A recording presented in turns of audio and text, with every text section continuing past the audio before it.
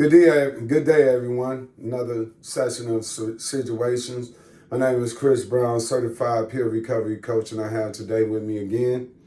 And my name's David. I'm a limited licensed Masters of Social Work. Well, how you doing today, David? I'm doing good. How are you, man? I'm doing great. What you have for us on the agenda today? So today we're going to talk about mental health and stigma. Wow. What made you come up with that subject? So it was a topic that I presented in my mental health group at TriCap where I work, and it got a lot of conversation going, and it just kind of further showed for me how widespread the stigma still is in a lot of people's lives. Wow, and that's because the population you're dealing with on that subject matter. Mm-hmm. Okay. And just to give an idea for everyone what stigma is. So stigma is just kind of this negative belief or attitudes that people tend to have about something, in this case specifically mental health. So that's something that can be spread throughout our upbringing, through people we meet in our lives, right? So there's a lot of misconceptions and negative beliefs about mental health, and that oftentimes makes people, fear to reach out, fear to talk about it, or just, not even know what's going on within themselves. Right. So what's how you? I'm going off your lead today, David. Okay. Yeah. So I'll take it. So just to kind of start presenting some things. So in terms of the stigma, so about 60% of people with mental health issues, so people that are diagnosed with mental health issues, don't get the care that they need. Right. Largely because of the stigma behind it. Like I just said, because there's a lot of misunderstandings about what mental health is, or in their childhood, their parents or their friends might say, oh, like someone who has a mental health issue, they're crazy or they're weak or this and that. And again, that creates a lot of this shame or stigma, right, around mental health. Okay. Mm-hmm. And mental health is very serious in our country today, not just here in our country, but around the globe. Exactly. And these issues are also, we talked about in the past podcast, how these issues can underlie and be the cause of, not actually the cause, but can be an influencer. Yes, exactly. Of substance abuse, use disorders. It could be the influencer of violence. Well, I'll share some things on that as well, because there's a lot of myths and realities behind mental health. So like for example, so I'll start with that, because I think start with that. That's another thing that can spread stigma, if people believe that a lot of people with mental illnesses are violent or aggressive, right? But that's not the reality.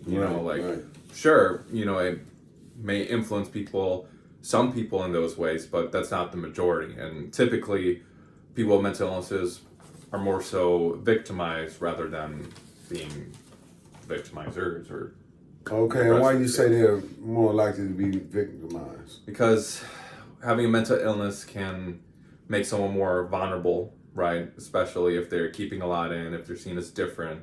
Like I said, these labels, they're not understood, and it is starting to get, more talked about, mental health is. But again, there's still, a lot of people that, this has been carried on in their childhood. So, a lot of the population I work with, like when I ask these questions of like how many of you have, talked about problems that you were dealing with, or, haven't told anyone, like a lot of people raise their hands, especially the males. Because in their childhood, they're told not to talk about it. When they don't talk about it, it's like a lot of this is held in, and in some ways it's going to show up, and then, other kids in their upbringing look at them and they shame them, they push them down, right? So that's where a lot of the victimization can start, and that can make someone feel a lot more isolated.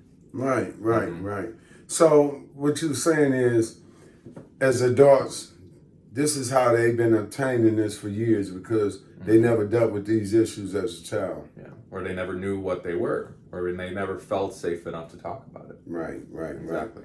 And going back to what you said with, like covered last time with the addiction iceberg, right? This can oftentimes be underlying a lot of addictions, and if we don't know that it's there, if we don't want to recognize it, Right. or we don't know how to recognize it, then it's going to continue to affect things without our knowledge. Okay, and which so it don't continue to affect the person, what should they do? What should they do? Well, I mean, I think recognition is the first step. So I think we should all work to kind of break the stigma behind mental health. And, it starts with, it can start individually, and there's been plenty of causes that have worked to try to break the stigma. Okay. And, there's been, like, for example, mental health awareness, fundraisers, Right. events, suicide prevention walks, all that nature. So that's been contributing. But I think we can also start to do that on an individual basis, is just to be able to kind of look within, start to kind of recognize what's going on, learn, about mental illness, be willing to, see a therapist if you have some struggles to try to figure out, really what's going on, right? And once we get that awareness, then we can actually start to work on these things so we can, be more functional in our lives. And thank you for sharing that too, Dave. Yeah, no problem. I was looking over the agenda that you had, some things you touching on, but these I looked at your deep questions. Number one, it says, how many of you, and I'm asking the viewers, how many of you has refused to tell people close to you that you have a problem or are struggling? And this question is pertaining to what? Mental health, right? So this again is just presenting that stigma, and these are the exact questions that I asked members of my mental health group. Like I said earlier, a lot of them had their hands up that they did refuse to share these things, largely because of the stigma. Right. So that first question, when you ask your population, your group this, how many of you refuse to tell someone close to you that you have a problem or are struggling? And that's a good question. How much from the average of the people that are present in your group, how many responded to this question? So how many of them is that true to? So how many have their hands up?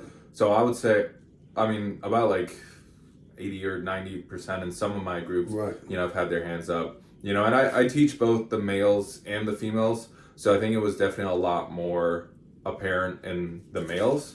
And I think that is because, as a male, especially, in your upbringing, I gotta be tough. Yeah, you gotta be tough. Men don't cry, men don't show their emotions. So it's like a lot is just kept in. So I think for men, because of that, mental health becomes even more stigmatized, and that shows why there's a large proportion of them that raise their hands to that question, that they refuse to admit that they were struggling. Now with the females, I would say it was significantly less, at least from the groups I've had, but there were still some. So it's just kind of how it goes. There's still some stigma there as well. Right. So myself, let's say, refuse to tell people. I'm a little bit different. You know what I'm saying? Because something bothers me, I would find somebody in the family or acquaintance, or even it don't even have to be a friend, because me, I found out that when you don't keep things bottled in, it help you breathe better. It help you have a little more peace of mind. Let me ask you this. Did you always know that? No, I didn't always know that, because coming up as younger, because what I began to develop the person I am. I always have been Chris, but I began to develop what I want and who I'm going to be as young as being a teenager coming into adulthood. So I understood that holding things in didn't make it any better. Okay. So even as a young teenager, you started to understand that? And I understood that when you bottle things up, it actually make the problem worse. Wow. That's a good lesson to learn at a young age. And I think a lot of people, at least in the population I've dealt with, a lot of them, especially the males, haven't really learned that lesson in their upbringing. Right. It's they didn't make that recognition. So a lot was kept in, hence why influenced a lot of their adulthood. And you know what? I didn't mean to cut you off, but you know what happens? You remember the old school cars, that radiator cap, remember you gotta let it cool down before you take the radiator cap off or it pop off. It's like that pressure cooker. When your family cooking and cooking them greens and them beans or whatever type of meat that they are cooking, the slow cooking, and this pressure cooker, you gotta let that steam out first before you open the top. Same way with our the things we keep bottled in, whether it's things that make us angry or things that there's someone not dealing with since their childhood and they're dealing with past trauma or grief or whatever it is that's haunting their life and hindering them from moving forward positively, is that when they keep that bottle up inside, one day they're gonna release it, and it ain't always released in a good way.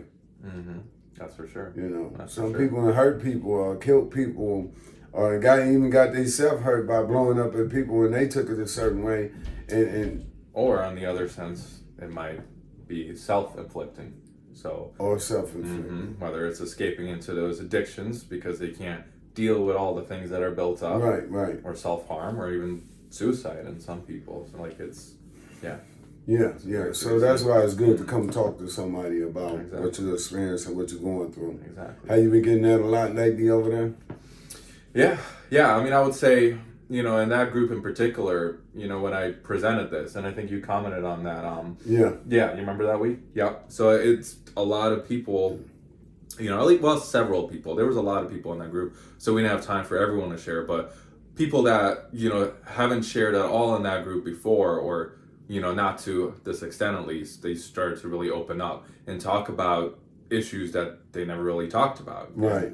It felt really good for them, so it was already starting to kind of break that stigma within them, because it is okay to talk about these things. And like you said, being able to release it does relieve a lot of that pressure, and just the fact of recognizing that it is okay to talk about these things. Just because we have a mental health struggle, it doesn't mean we're crazy. It doesn't mean we're weak. Everyone experiences certain struggles, and mental health issues are very common. About 1 in 4 people are diagnosed with a mental health issue, and even beyond that, there's a lot of people that aren't diagnosed. Right. So more than likely, we're dealing with something, and we got to be able to let it out and work on it. Yeah. So, and I like this next question, because these type of questions get into the root of the problem. These type of questions you're using to get people to speak out and get to that problem that they're holding on to. Is this what these tactics are? These tactic questions that help you to get people to talk and tell you about what they're going through? I think it definitely led to that. I think, those 3 questions in particular, it made them, recognize, that was the intention with it, recognize that, they have been keeping a lot in, and stigma did affect them, throughout their lives. And, they have an opportunity to challenge that. So in that essence, it did help them. And then, how many of you refuse to admit that that you're struggling, or that you don't have it all together? So that one is like admitting to yourself, right? Because the first question was more so, okay, not, telling other people, and then this is more so holding it in for yourself, or trying to pretend that it's okay, which again, oftentimes it's never really going to help to pretend that everything is okay when, it's really not. And that's that pride mixed in there also, right? Yes, I think pride contributes to stigma. Yes, it does. Exactly. And it says, how many of you refuse to face problems that you were dealing with? And then it said, why is it? I just explained why that is. Yes, because of the stigma. Because of the stigma, it plays a huge role. I mean, I'm sure there's other factors that can influence it as well, but I think largely it's because of the stigma, because of the messages that we've heard, because of the fear behind it of how we're going to be perceived, how other people are going to look at us. What is that going to come with? The meaning behind being labeled with a mental illness. Like there's a lot of fear there, of like being able to look within and face these things. So we got to work to reduce the fear by making it something that's more talked about. Right. Because it's normal to have a mental health issue. you know, a lot of us struggle with it. And even those of us that aren't diagnosed with anything, we still struggle with things in life, you know, and it's important to face those things. Like you said, not facing them Yeah. only builds up that pressure.